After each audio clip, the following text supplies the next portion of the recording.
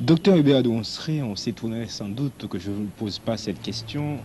Il est bien évidemment question de l'UNESCO. Comment percevez-vous la crise actuelle de l'UNESCO? Quels en sont les composants, les éléments d'après vous? La crise actuelle de l'UNESCO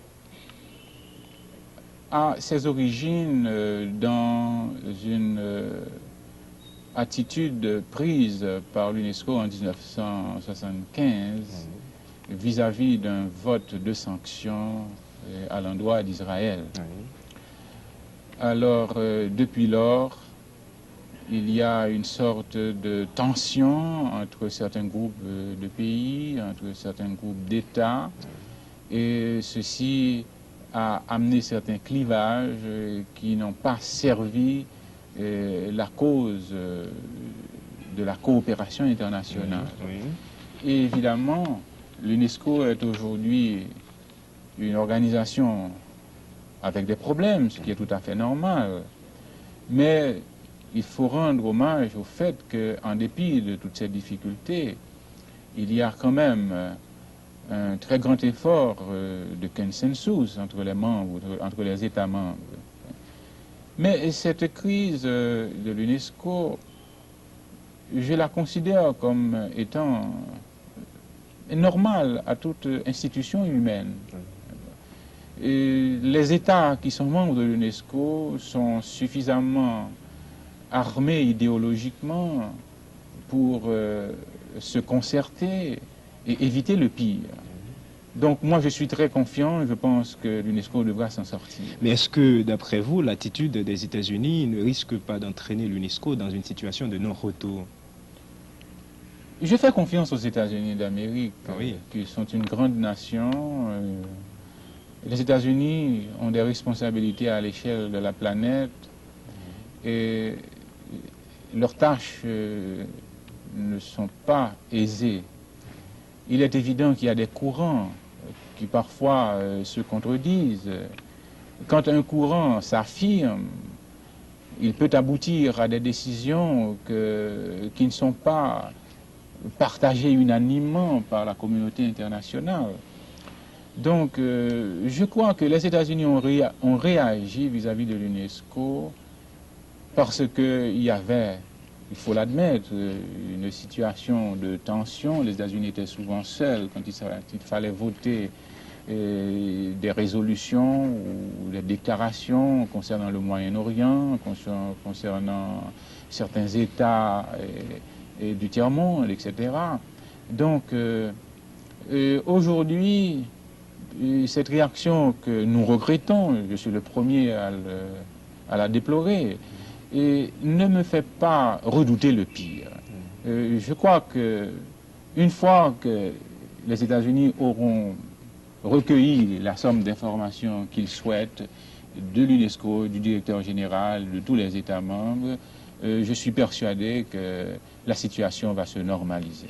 Mais il y a quand même d'autres problèmes. Les principaux chefs d'accusation portés contre l'UNESCO sont la mauvaise gestion, le contrôle de l'information, la politisation.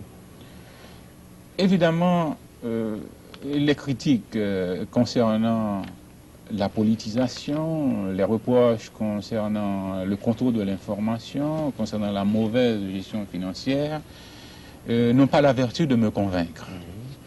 Je suis bien placé pour dire que l'UNESCO est une institution bien gérée, économiquement bien gérée. Vous devinez une institution qui est contrôlée par 161 États et peut difficilement se permettre des largesses. Et vous devinez aussi qu'une institution qui prend ses décisions par consensus peut difficilement admettre des déviations ou des écarts intolérables. Et vous devinez aussi qu'une institution qui défend le droit à l'information à la lumière de la Déclaration universelle des droits de l'homme ne peut pas accorder des privilèges excessifs au détriment des collectivités internationales. Donc, ces reproches adressés à l'UNESCO, comme je viens de vous le dire, ne me semblent pas tout à fait convaincants. Et je suis placé pour vous dire que il y a sans doute des failles dans une institution humaine comme l'UNESCO. Il est tout à fait normal que certaines prises de position de l'UNESCO ne soient pas partagées par certains États. Mais il y a quand même un coût psychologique dans la coopération internationale. Oui, mais alors, tenant compte de tous ces problèmes, comment voyez-vous l'avenir de l'UNESCO? Tenant compte de tous ces problèmes, je vois l'avenir de l'UNESCO avec confiance, avec optimisme. Je vois cet avenir avec confiance parce que ceux qui sont présents à l'UNESCO, qui représentent des États, et représentent également des collectivités entières. Or, à l'échelle de la planète, à l'échelle du monde, il y a un appel à la justice, il y a un appel à la solidarité internationale, il y a un appel au respect des droits de l'homme, il y a un appel à la vérité. Et tout ceci, l'UNESCO l'incarne dans son acte constitutif. Tout ceci représente l'essentiel du combat de l'UNESCO. Donc je pense que tant qu'il y aura des hommes sur la terre pour réclamer le droit à la justice, le droit à l'éducation, le droit à la communication libre, le droit à l'épanouissement culturel, il faudra qu'une institution comme l'UNESCO se développe, s'épanouisse et prenne position en faveur de tous les peuples du monde. Je vous remercie, Dr Hubert de Monstret. C'est à moi de vous remercier. Alors il faut dire que les réponses ont été formidables, mais beaucoup de mes questions, par contre, ont été très mauvaises. C'est vrai, je suis comme ça, je ne me force pas, je pose souvent de très mauvaises questions, même lorsqu'elles paraissent les plus pertinentes. Je me rappelle même une fois avoir demandé à un frère de la congrégation chrétienne s'il était marié, combien d'enfants il avait. De même, j'avais dit à un écrivain, j'ai lu votre livre, mais j'ai trouvé qu'il n'est pas bon. Malheureusement, on a dû enlever ces questions au cours de ces émissions parce que les invités en question s'y étaient totalement opposés. Non, je pose souvent de très mauvaises questions, mais quand je pose une mauvaise question, je suis sûr d'avoir une bonne réponse. Ma question n'est pas importante, seule la réponse est importante. Mais les Haïtiens sont trop sensibles aux mots. Bonsoir et à bientôt.